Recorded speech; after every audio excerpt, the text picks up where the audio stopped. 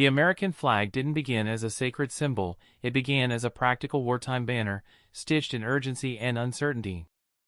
Every star and stripe tells a story, but many of those stories were never taught, debated quietly, or deliberately forgotten. What if the flag you think you know is only part of the truth behind one of the most powerful symbols in the world? The story of the United States flag begins before the nation itself was fully formed. In the early days of the American Revolution, there was no single, unified banner representing the colonies. Revolutionary forces fought under a wide variety of flags, local militia banners, colonial symbols, and even flags that still included British imagery. Loyalty to independence was growing, but the idea of a single American identity was still taking shape. One of the earliest symbols associated with American resistance was the Grand Union flag, first raised by George Washington in 1775. It featured 13 alternating red and white stripes, representing the colonies, but still carried the British Union Jack in the corner. This flag revealed a crucial truth often overlooked: early revolutionaries were not initially seeking complete independence. Many hoped for reform within the British Empire, not total separation. As the break with Britain became irreversible, the need for a new symbol grew urgent. In June 1777, the Continental Congress passed a brief resolution stating that the flag of the United States would have 13 stripes, alternating red and white, and 13 white stars on a blue field. The resolution never explained what the colors meant, how the stars should be arranged, or who should design the flag. This ambiguity led to dozens of early variations, none officially declared superior. The popular story credits Betsy Ross with sewing the first American flag after a visit from George Washington. While Ross did make flags during the Revolution, historians have found no solid evidence that she designed the first one. The legend emerged decades later, promoted by her descendants.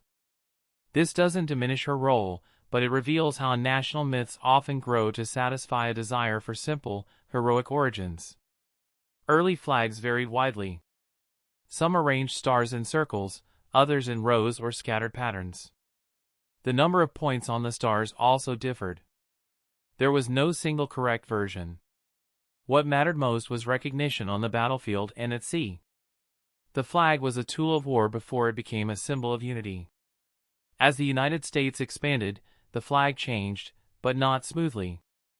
In 1795, after Vermont and Kentucky joined the Union, Congress added 2 stars and 2 stripes, creating a 15-stripe flag. This decision unintentionally created a problem. As more states joined, the flag would become impractically large.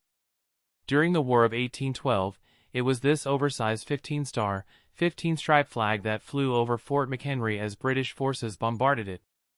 That moment inspired Francis Scott Key to write a poem that would later become the national anthem.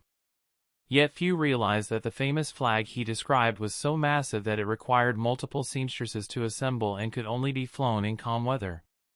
It was not designed for symbolism, it was designed to be seen from a distance, through smoke and chaos.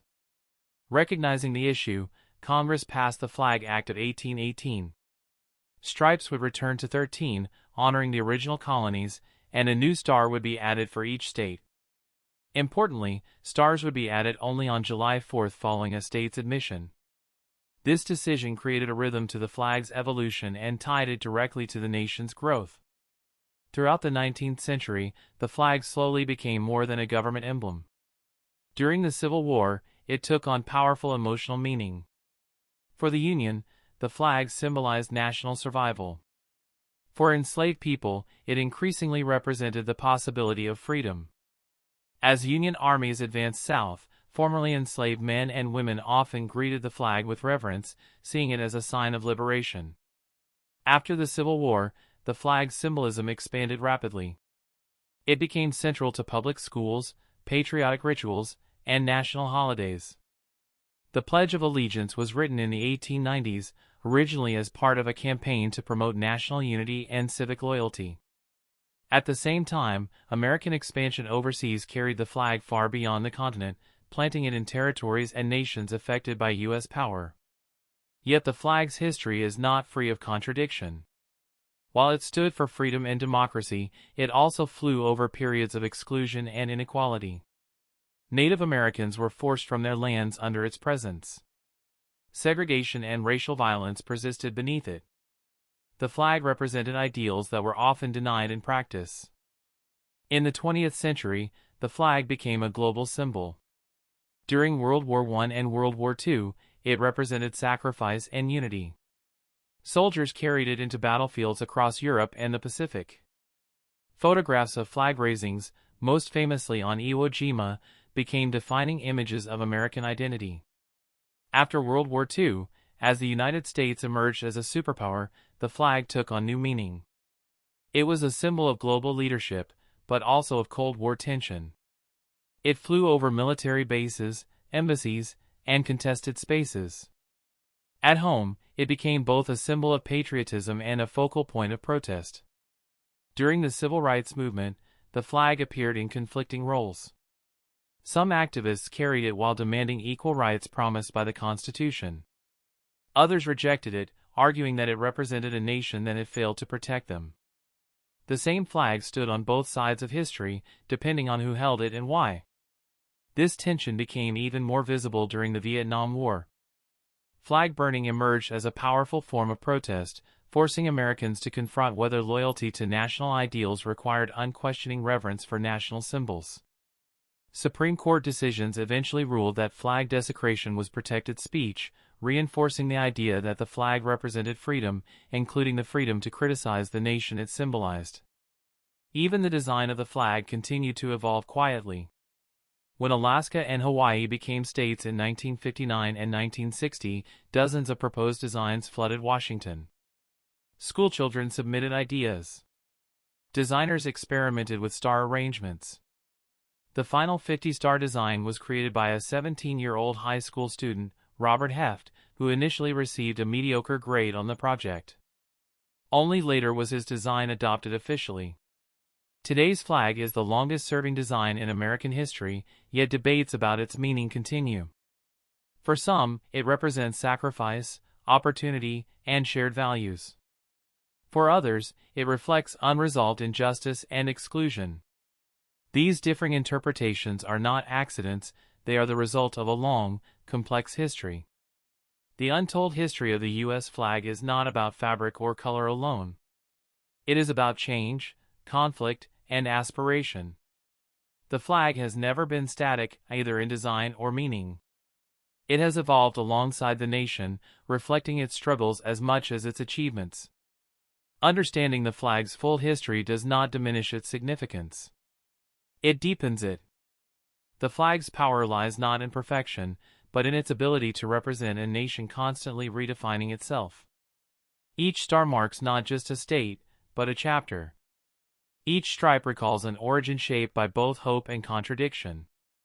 The American flag endures because it carries the weight of history, celebrated, contested, and unfinished. And in that complexity lies its true story. Over time, the American flag became inseparable from moments of national crisis and reflection. In times of tragedy, it was lowered in mourning. In moments of triumph, it was raised as a declaration of resilience.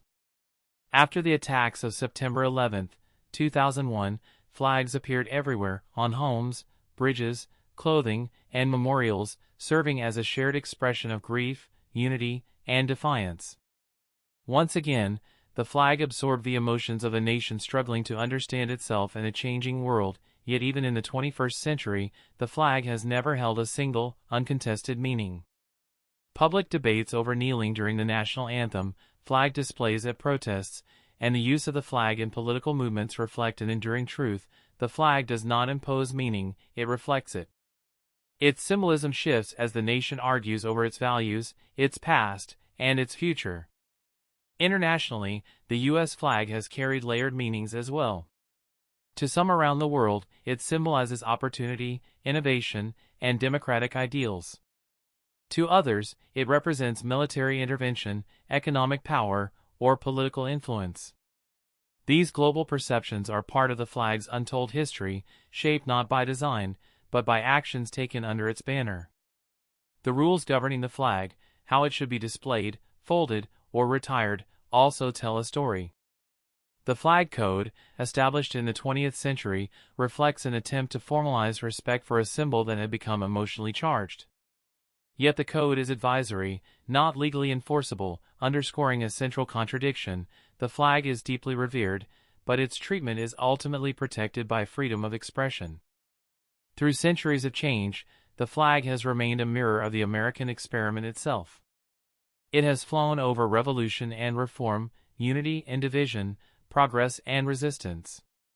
It has been embraced by soldiers, activists, immigrants, and dissenters alike. Few national symbols have carried such a wide range of meanings and survived because of it. To understand the untold history of the U.S. flag is to accept that it was never meant to be a simple emblem. It was born in uncertainty, shaped by expansion and conflict, and transformed by the people who lived beneath it. Its power does not come from flawless origins or unbroken unity, but from its ability to endure disagreement while still representing a shared national story. The flag continues to change, not in its stars or stripes, but in what people see when they look at it. And as long as the United States continues to evolve, argue, and redefine itself, the flag will remain what it has always been, a symbol not just of a nation, but of an ongoing conversation about what that nation truly stands for. In the end, the American flag is not a finished story, it is a living one.